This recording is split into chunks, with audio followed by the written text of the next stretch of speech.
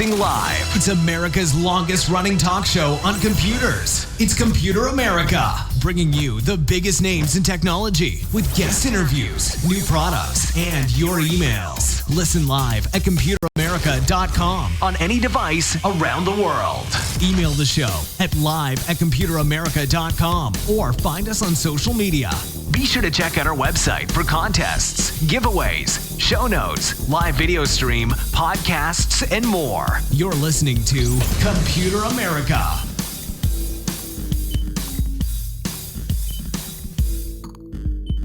Hello and welcome everyone into the Computer America Show. We are the nation's longest running, nationally syndicated radio talk show on computers and technology turned podcast. Everyone, welcome into the program. I hope that you're doing well and you are ready for today's show. Because today, if you can believe it, we got Ralph Bond. I know, it's amazing. It's really something else that we're able to get our science and tech trends correspondent here to join us and talk about 4 amazing stories, plus a little extra. We'll get to that at the end of the show.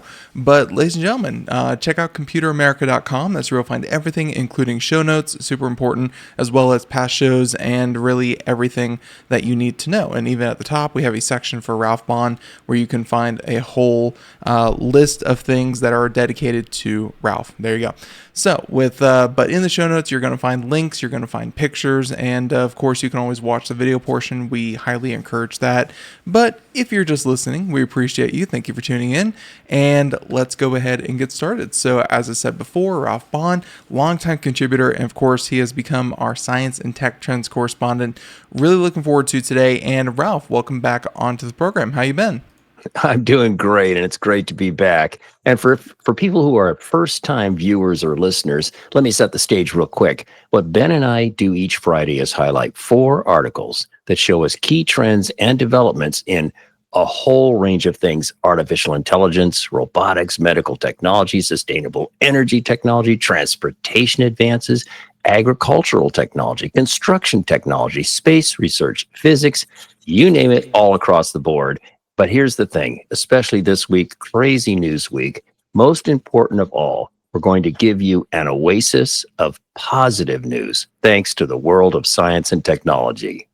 Yeah, it turns out it's only fields that science and technology touch. So it's, it's not really that focused, but at the same time, you've done an amazing job over the months of really, finding out the key industries that this really applies to, and honestly, every show is something amazing that you probably haven't heard of. Ralph, let's go ahead and just get started. So, if you're watching the video portion, you can see the title here of story number 1, and let's talk about some artificial plants. And this is something that has come up every now and again, but still at the same time, harnessing or essentially being inspired by nature and using that in technology is a great way to improve efficiency and improve things. So story number 1. Yeah, story number 1 is great. It comes from good old interestingengineering.com, one of my favorite websites.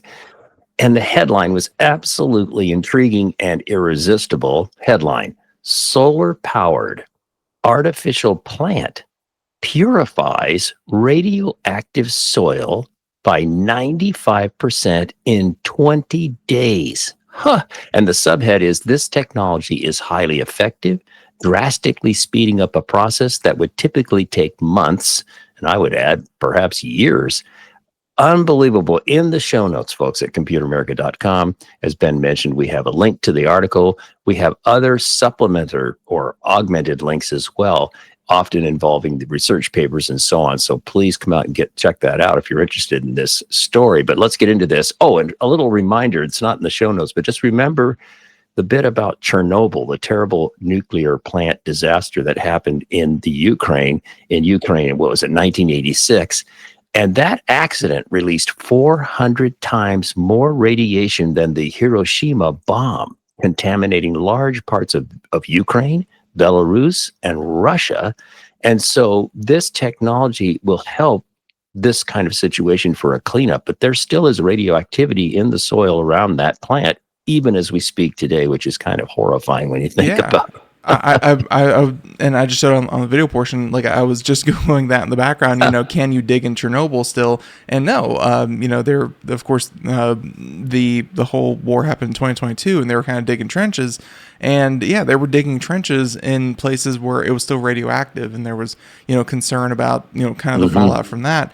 And it's like, yeah, Ralph, 20, 30 years later, and you still can't do it. So something like this, and I'm sure even in, a lot of other testing places, I know that for the U.S., when they test nuclear bombs and, they have like that atoll out there in the ocean and whatnot, Ralph, they kind of just cordon it off and be like, well, no one's ever allowed here ever again because it's so radioactive. It can never be salvaged. That's just life. And hey, maybe things like our article we're going to get into, maybe we can return to some of these places one day. Yeah, it's very encouraging. So here's the deal. Researchers at South Korea's, and I'm not going to butcher the name of this place. It's very difficult to pronounce. You can come to the show notes and go for it. South Korea's Daegu Gyeongbuk Institute of Science and Technology. And I'm sure I butchered it, but I got you. Thank you. We'll go with that. So this Institute of Science and Technology in good old South Korea, and how many times in the last several months or even years, time and time again, some of our stories come from the geniuses in South Korea. Salute to you guys. You guys and gals are doing great stuff. Anyway, this institute has developed a solar-powered artificial plant, and it mimics natural transpiration to extract radioactive cesium from contaminated soil. And it has achieved 95% purification of cesium-137 contaminated soil in 20 days. That's just amazing. And by the way, a little side note, and I inject stuff into these article notes that aren't in the articles, but help me and hopefully help you get a fuller understanding of what's going on. So when they talk about natural transpiration, this refers to the process by which plants release water vapor into the atmosphere through small pores called stomata, primarily located on their leaves. It's a passive, energy-free mechanism that plays a vital role in plant physiology and the water cycle overall. And also, in the show notes, if you're curious about cesium and in specific cesium-137, which is the point of this particular technology, I have additional information. You can geek out and learn more about that if you so desire. But the key thing here is cesium-137, this radioactive element, has a half-life of about 30 years, meaning contamination can persist, of course, for decades, as we've been alluding to earlier. So pretty interesting stuff. Yeah, for sure. And then let's go into a little bit of what the article talks about, the environmental significance of what we're talking about. Cesium-137 is water soluble, making it highly mobile in ecosystems and dangerous to plants and animals. That's part of the terrible problem. And the new solar-powered artificial plant device offers a low-tech, scalable solution for nuclear accident sites and polluted farmland. Okay, with all of that said, let's talk about how the solar-powered artificial plant these geniuses in South Korea came up with, how it works. So first, as we mentioned before, it mimics transpiration. The device simulates how real plants draw water from soil via capillary action and release it through leaves. It's imitating that. And instead of biological roots and leaves, it uses engineered channels and absorbent materials to selectively extract contaminants. So, and here's how, So again, just using, what nature does and does so efficiently and easily, but using it very selectively and for, well, in this case, radioactivity or radioactive material anyways. Very smart because, you can't exactly put, pump and, wash all the dirt or whatever you're going to do that. No, this is making a lot of sense. Yeah. And then once again, time and time again, you and I have seen stories in technology news that relates to scientists and researchers looking to nature for inspiration. How does a plant do this? Well, maybe we could use that to do this over here. And this is a great example of that trend, seeing it again and again and again. So going on here, it says how it achieves cesium-ion selectivity. The device uses a specialized absorbent in its leaves that binds cesium ions while allowing pure water to evaporate. The selectivity factor is the key. It avoids pulling up other harmless ions and focuses on the radioactive threat. Wow. And then mechanically, solar-driven evaporation. Sunlight powers the entire process, heating the system, driving water movement, and enabling evaporation. So no external electricity or water input is needed, making it ideal for remote or disaster-stricken areas. That's the key, disaster-stricken areas. That's so cool. Yeah, I can't imagine places that have this much radioactive material in the soil wouldn't be labeled a disaster area, because just even having people there to do this work, even if you had a very efficient way to do this, to kind of leave these here and sprinkle them around, or I don't know if you have to plant them themselves. But yeah, just having these things do it and come back later and pick it up, and we're gonna get into what happens after it captures the material. This is better than any person ever having to go and do this. So, oh boy, absolutely. And let's talk again, as the article does, about regeneration and sustainability aspects of this technology. So once the absorbent leaves are saturated with the cesium, they can be replaced or washed with an acidic solution to recover the cesium. The absorbent material is recyclable, reducing cost and waste. And this is also part of what's called a closed loop water cycle. The evaporated water is condensed and returned to the soil, maintaining hydration without external irrigation. So far, it's just like win, win, win, win, win on this technology. And the research implications, to wrap things up here, demonstrates the feasibility of solar-driven soil remediation without a complex infrastructure. And bottom line, this could be a game changer for post-nuclear disaster recovery and agricultural safety. Wow. I mean, it's a great story. Yeah, it's always one of those things where, just like oil spills or anything like that, we really rely on these things, but cleaning it up is not always the first, the first thing that we think about. But having new solutions like this, even 50, 100 years after we've discovered, hey, that we can make things radioactive, let's figure out how to clean it up. And this seems very, very effective. And the picture we have up on the video portion kind of shows, what they start with, and, how they kind of go about sequestering it away, and, for cleanup and whatnot. So very, very cool. There you go. Very cool stuff. Yeah. I if I had to do it, I would not say, hey, what about plants? Can plants suck up radiation? I wouldn't have thought it, but like you said, shout out to the researchers in South Korea. Really amazing. Yes. Yes. Yeah. So there you go. Story number 1. Story number 2, and this one from what I like to call the MIT of business. No, that's a joke. Microsoft, you may have heard of them. They own everything. Microsoft has a breakthrough in, Ralph, we talk a lot about AI here on the show, here and there. AI does amazing things in, identifying cancers and being able to do amazing things for the environment, and a lot of breakthroughs there. But one thing that we touch on now and again is the incredible demand for water and electricity to run the data centers that these things need. It's a real environmental concern. Everything that we talked about with Bitcoin mining back in the day, and how environmentally not sound that is. Well, AI is kind of the same way, but we like AI, so it's something that we're going to tackle hopefully in a very intelligent way, and Microsoft might be trying to do that as well. So, Ralph, story number 2.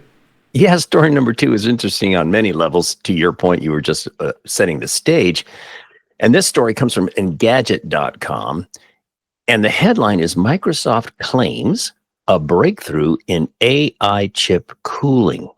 And the subhead, it could be up to 3 times more effective than current methods. And as Ben was correctly laying out, these data centers consume a tremendous amount of energy, and they also generate a tremendous amount of heat You can imagine these, row upon row upon row of these server racks with all these chips and everything firing all at the same time. It's a huge, huge challenge and a big problem. But this story addresses that. And a little side note, it's always interesting to think that Microsoft does have a research and development arm of the company. You usually think of them as just, well, they're my Windows or my Excel or my PowerPoint guys, and that's the end of it. No, they have this incredible team of people doing research, and this is a good example. So let's get into the story. AI is an enormous energy drain, as Ben was saying, contributing to greenhouse gas emissions at a time when the planet desperately needs to progress in the opposite direction. Although most of that comes from running graphics processing units, GPUs, which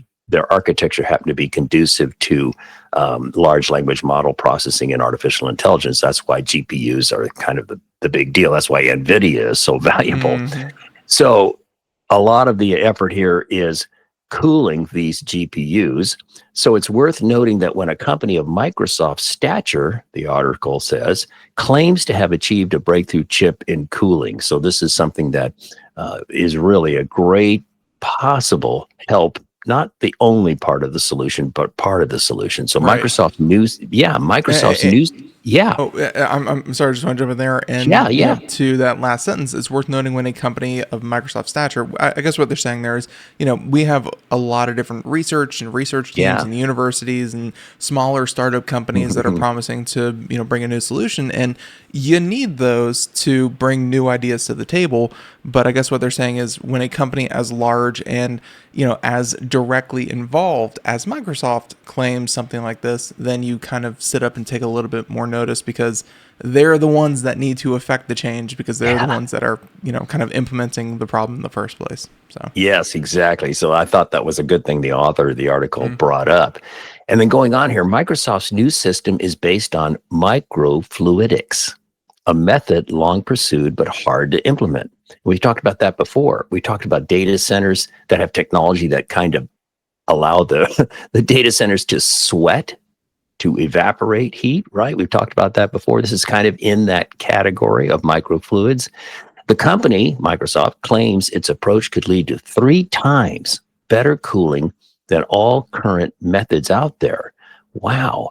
And in the show notes, I've injected a little bit. I thought to myself, well, what are the companies that are involved with microfluidics for this purpose of cooling data centers? And they include several companies, including IBM, Intel, and TSMC, and so on and so forth. In the show notes, you can see the list of the companies that are currently actively involved with this, along with, of course, Microsoft. Now, the liquid in Microsoft's prototype technology moves through thread-like channels etched onto the back of the chip. The company also used AI to more efficiently direct the coolant through these channels. And this is a great follow-on to the first story today. Get this, another aspect separating this prototype from previous attempts is that it drew inspiration from Mother Nature. The etchings resemble the veins in a leaf or a butterfly wing. How about that? Yeah, it's very reminiscent of our first story, just yes, exactly. Once again, taking from nature. Yep. Yeah. Again, the trend to watch, folks, is more and more technology looking to nature as inspiration. And Microsoft's it's kind of come up on the show before when we found drones that were, or companies are trying to find new ways for like drones to be more efficient in flight and whatnot. And yeah, it's nature has had a couple billion years of really weeding out the inefficient and really highlighting the efficient. So imitating nature is really one of the smartest things that they can do. It's and Ralph, like that's the fun part, you think the more futuristic you get, you see the media, the movies, the whatnot, everything looks so removed from nature. But in reality, I think the better technology gets, it's going to imitate and it's going to look more like nature, and that's a fun part. Right on. And again, that's a great way to summarize this key trend you and I've been seeing. So Microsoft says the technique can reduce the maximum silicon temperature rise inside a CPU by 65%. And then they do say, however, that number depends on the workload and the type of chip and so on. So, but again, this is a potentially significant achievement. And this would enable Oh, by the way, here we go. We'll geek out for a second here. This would enable overclocking without worrying about melting the chip down. And it also would allow the company to place servers closer together physically, reducing latency between the racks of GPU-based servers, right? It would also lead to higher quality waste heat use. Now, in the show notes, if you're super interested in this and don't know what overclocking is, I have a little insert here that explains what this is. It's all about the practice of increasing the operating frequency of a processor beyond its base spec. So if you want to geek out, check that out. But again, there's hope to cool these crazy data centers, save a lot of energy accordingly, and help the climate as well. Part of me is like, when they talk about get them physically closer together, I'm sure they mean, instead of having two, you might be able to pack, essentially two data centers into one data center physically because you need less space, and reduce. But the first thing that popped into my head was like, some researcher out there slamming his desk and being like, what are these things? 6 inches apart? We need to get these things 2 inches apart. The latency is incredible. We need, I assume, but no. And Ralph, they're kind of talking about overclocking, and that's the part that I think a lot of people, could really take note of. And this is for your computer that you have at home as well, is, when they talk about Moore's law and everything getting twice as fast, twice as efficient, every, 18 months, 24 months, whatever it is, a big part of that is heat. And, most processors, Ralph, I'm sure you know this, but like, they don't like being above like 90 degrees Celsius, and that's kind of the danger zone. And then 100 degrees Celsius, where you can start to boil water, which is about a little bit over 200 degrees Fahrenheit. Yeah. Everything just kind of shuts down, and it's like, okay, we're unsafe temperatures. Okay. Right. If that number can come down, which this article is kind of alluding to, if you can reduce that by 65%, that doesn't mean that it's like, okay, everything's just cooler. Nice. No, that means that those same chips can go even further, can do even more computation, can run more electricity through them, and they can do even more. So it's like that cap of 100 degrees, if you bring that down, it just means that you can run more electricity through it, and you can get even more power out of it, which is what all these companies want. So it's it's really exciting what they're doing.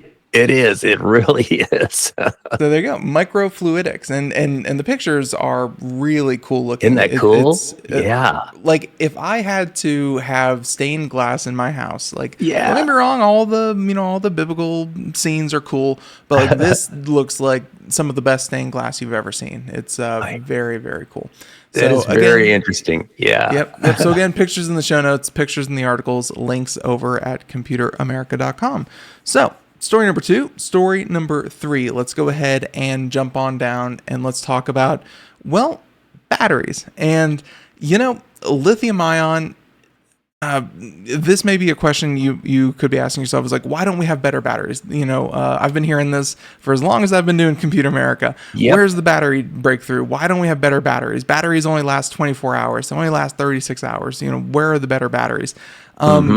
Ralph, we've seen, through doing our segment especially, there's work out there, but, coming up with something better than lithium-ion is very, very difficult. Yes. But that doesn't mean that you shouldn't try. So story number 3 could be one of those things that you kind of chase down that might lead to the next generation of batteries.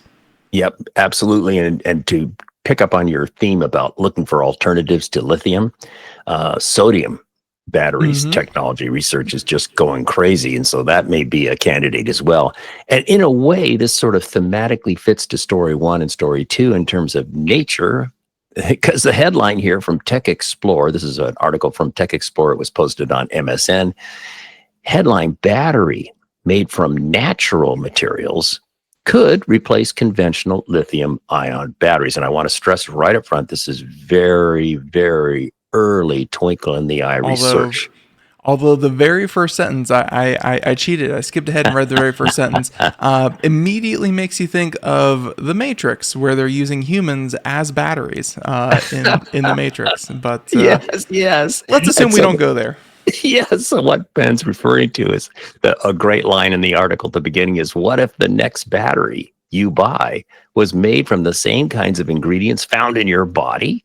That's the idea behind a breakthrough battery material made from natural, biodegradable components. In fact, it's so natural, it could even be consumed as food.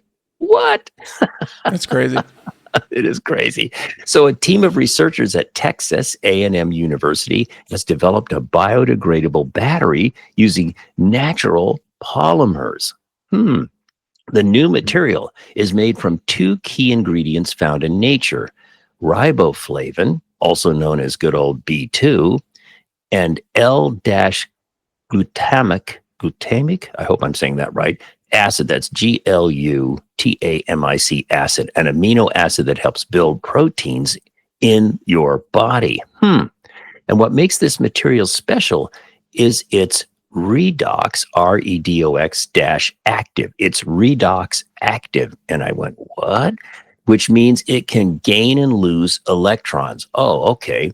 The core of a battery. This is how batteries store and release energy. In this case, the riboflavin handles the energy while the polypeptide provides structure and helps the material break down naturally. If I didn't know like the overarching what we were talking about, I thought we were, talking about some gym bro and, the new protein powder that he's taking and how it works in the body to build muscle. It sounds very much like that because again, these are materials that you would find in the human body. So, Yeah. but batteries. Yeah, it's cool. And going on here, it says, unlike conventional lithium-ion batteries, which rely on metals and petrochemicals, as we know, this new material is derived entirely from renewable biological sources. It's designed to degrade safely when exposed to water or enzymes, making it a promising solution for reducing battery waste, especially in cases where batteries aren't properly recycled. And here's a quote from one of the lead researchers, quote, at this point, and this is where this is twinkle in the eye, get real, truth in lending, okay? He says, at this point, we've merely confirmed that our materials are cytocompatible, stand by, we'll explain, meaning they are non-harmful to cells. This may matter if the materials were to be used in implantable or wearable devices. That means to say using this technology, this battery alternative in devices that might be implanted in the human body. And cytocompatible refers to the ability of a material, substance, or surface to interact with living cells without causing harm or adverse effects. And there's more information in the show notes about what cytocompatible means. If you want to be a groovy person, you can impress your friends and family with knowing the word cytocompatible. Yeah, and especially if they're going to make them edible. So, yeah. Yeah, right. And the team aims to design batteries that can be reused, recycled, or safely returned to nature, as we've mentioned before, possibly even edible in extreme cases, as we said at the beginning. Return to nature just has me picturing someone just going out into the woods and just chucking their batteries out into the woods, like return to nature, and then just chucking it out there, I guess. Yeah, well, to be geeky, the internal material of the battery could revert to nature easily, but the encasement of it, that's the key. This is all very early research, and in fact, we'll end with a reality check. As the article says, current production costs of this new technology are too high for commercial viability. And get this, researchers working on this at Texas A&M estimate 5 to 10 years of development to improve affordability and performance. So this is a real good example. Talk about a trend and early look at something. Here you go. Do you recall? I don't know how versed in meme culture you are, but about 5 years ago, or 7 years ago, there was the meme of throwing car batteries into the ocean to charge the electric eels. Yeah, so hey, maybe return to nature could be chucking these batteries into the ocean to then charge the electric eels. So no, don't chuck car batteries into the ocean, but still. Very, very cool. And like you said, once again, taking nature and seeing what it does well and imitating that. It's what we've seen from green energy, even sucking pollutants out of the air to, kind of reverse fossil fuels and whatnot. Ralph, it's going to be a little bit of everything, and I think all of this research is very, very well received. So there you go. Yep.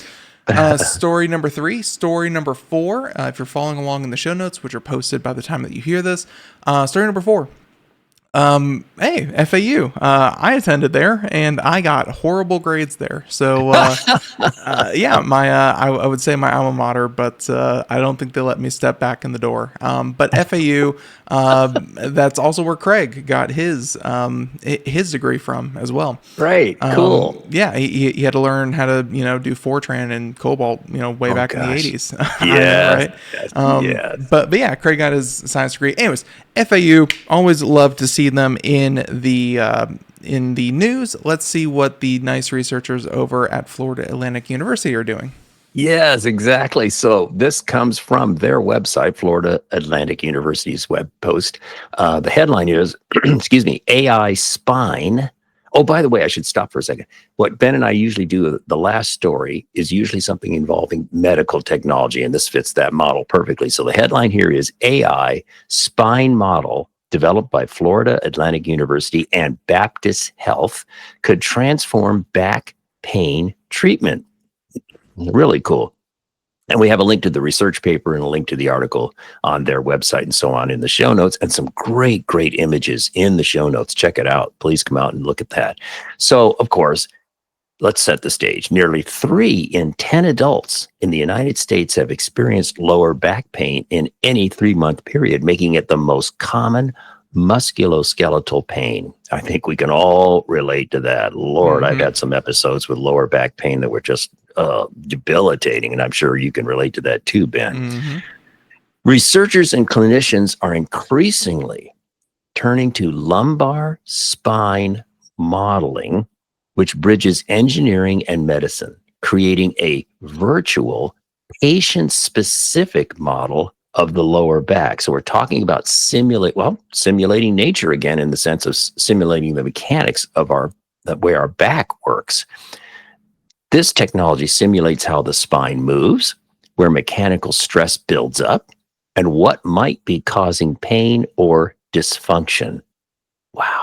It does seem to be taking, and you can see the image there, and you can see the stress test up on the video portion. But yeah, it does seem to be taking almost like an architect's kind of approach to the spine, not just like the medical holistic approach. It's like you said, the mechanical approach to a spine. Yeah. And friends, if you're just listening to us, and again, we encourage you to come out to computeramerica.com, get the show notes and watch the video as well. When we say models, we're talking about computer models. Think of like 3D models that you create of a building or whatever. Now we're talking about making a 3D model of the mechanics of the bone structure of the spine.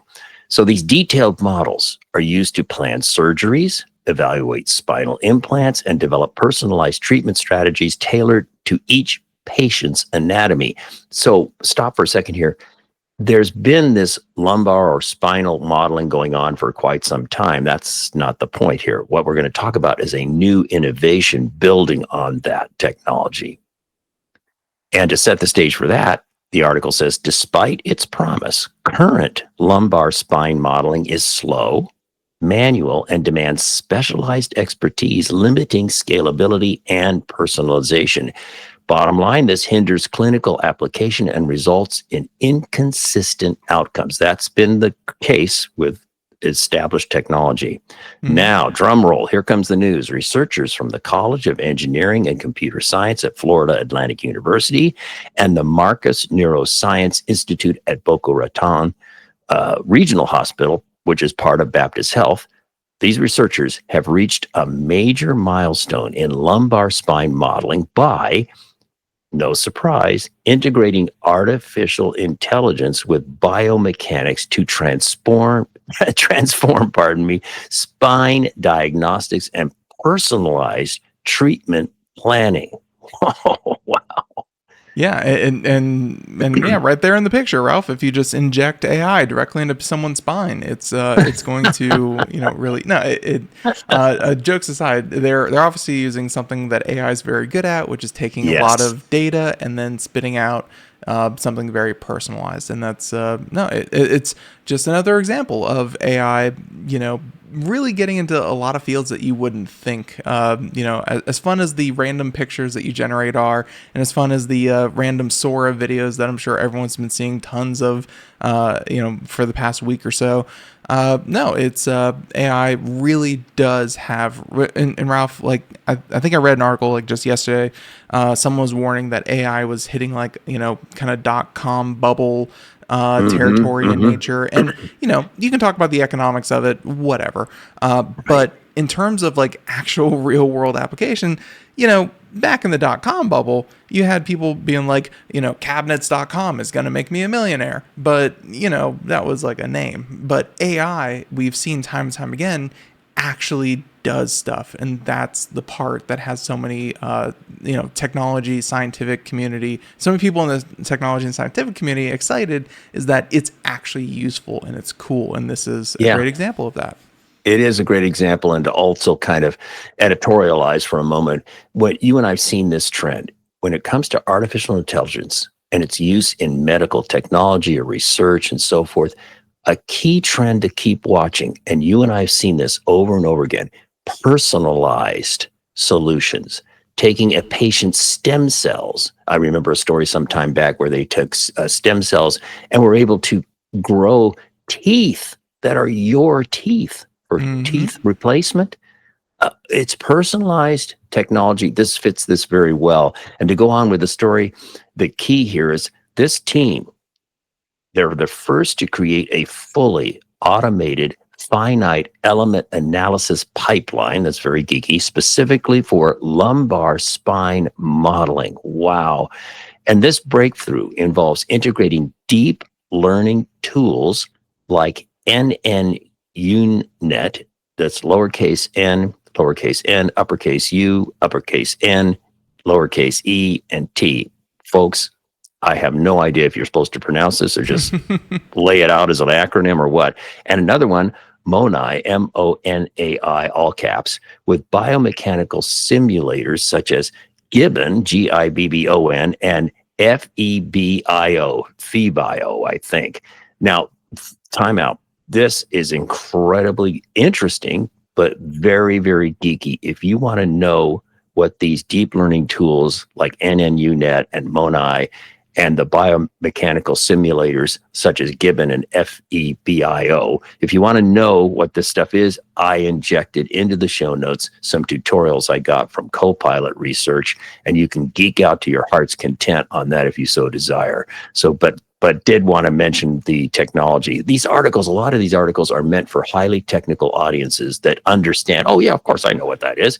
No, Ralph doesn't know what that is, so I want to know what that is. That's why I inject this stuff into the show notes.